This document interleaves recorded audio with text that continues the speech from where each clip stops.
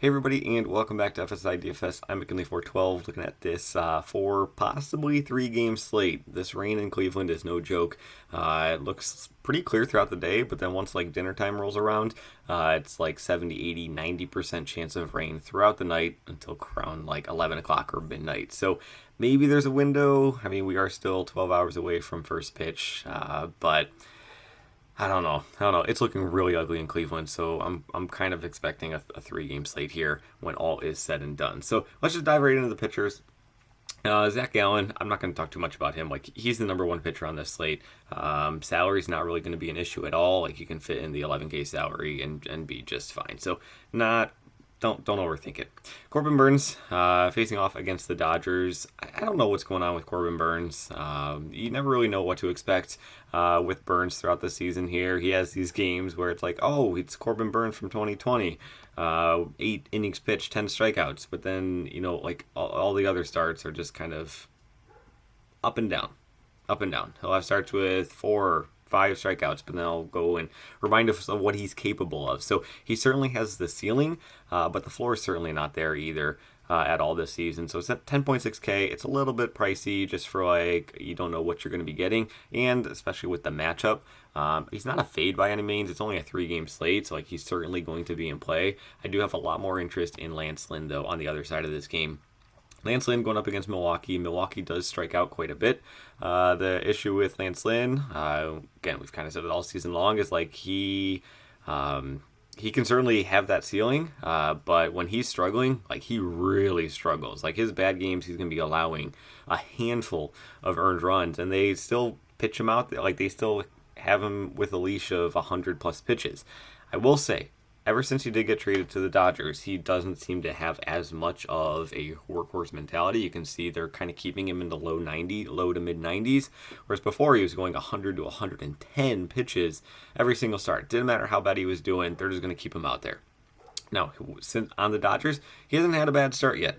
Granted, 2 of the games were against Oakland and Colorado, and even San Diego, who you never know what to expect from the San Diego bats. Like they've certainly, struggled at times throughout the season. So Lance Lynn, I think he's probably going to be a pretty popular SP2 as this matchup price tag, especially because I think Scoop Ball is going to be rained out. If there was no rain concerns in Cleveland, I do think that Scoop Ball is probably going to be my SP2. But with the rain threat and everything, I just don't think I can get there. Quintana.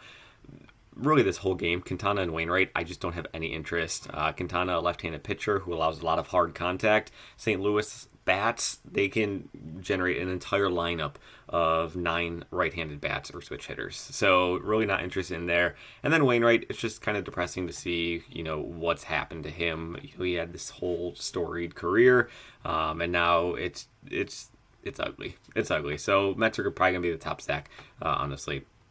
Curry, in that Cleveland rain game, I'm just not going to be touching the pitchers in this game. And then Rich Hill for San Diego going up against Arizona. He's there. He's fine. If you want to play him, okay. Put him into your player pool. It is only a 3-game slate. 4, possibly 3. But he's not going to be the first 2 or 3 pitchers that I'm going to be targeting here.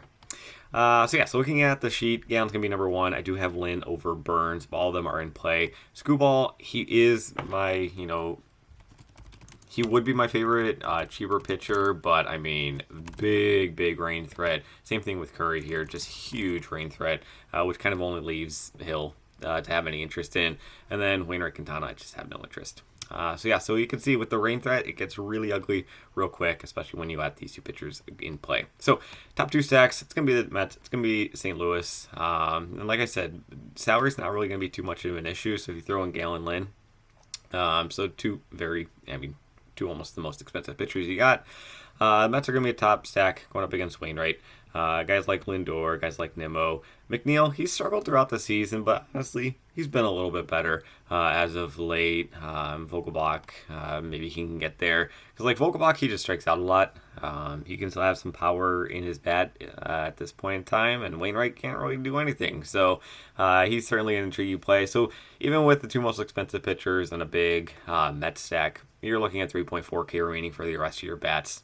Totally possible. You can certainly do it. Arizona's got cheap guys on their team. If this Detroit game does go, you got very cheap guys in Detroit. You can see on the sheet here I have him as the top cheap play. If it does play, but do 2.9K, he's probably going to be leading off in a nice lefty-righty matchup, so he can bump up your, open up your salary as well if you do want to go there. So I really like the Mets in that regard. St. Louis on the other side, a lot of guys that got pulled from the game last night. I think Edmund was one of them. I can't remember who was the other one. Newbar, I think. Gorman day to day. So pay attention to this lineup. If a lot of these guys are out, I will say I do have more interest in Quintana. But if the majority of these guys are in, it's not exciting to play Quintana. Even if they're out, it's not exciting to play Quintana. So definitely pay attention to this St. Louis lineup. A Goldschmidt, Arenado, Walker. I mean, he could be in play if you do really want to go in that direction. Baker, he could be. He's in a projected lineup for tonight. So 2.2K, very cheap and affordable. But really, this whole game, Mets, St. Louis, you can even game stack it. I feel weird saying that because last night was such a disaster with that Wrigley Field stack. But St. Louis and Mets, they're going to be the top two. In terms of GPP, I really do like the Dodgers. Going up against Burns. Burns certainly, he's shown his struggles, and Milwaukee right below them. That game, I think, is the GPP game. So if you're not targeting the Mets, St. Louis, I think you want to target the Milwaukee and the Dodgers game. So we already talked about how Lins and Burns, they both can have their struggles, and when they're struggling, they're really struggling, and they kind of have a pretty decent long leash. Excuse me. So we all know what the Dodgers are capable of doing. Freeman, Martinez, Muncy, Outman, Peralta. There's lots of lefties in that lineup that you could be targeting. On the Milwaukee side of things, going up against Lance Lynn, Yelich, he's going to be the first guy that you are going to be targeting. Frelick, Contreras. Oh, speaking of Contreras, for St. Louis, really like him if he's going to be in. I certainly have a lot of interest in him. I didn't want to forget that there. That's pretty much the slate. San Diego's leverage against the 90% ownership Gallon. Arizona bats, they're there. Against Churchill, they're there. So that's kind of the slate. It's really nothing too exciting, but that's kind of where everything stands. So hopefully this was helpful.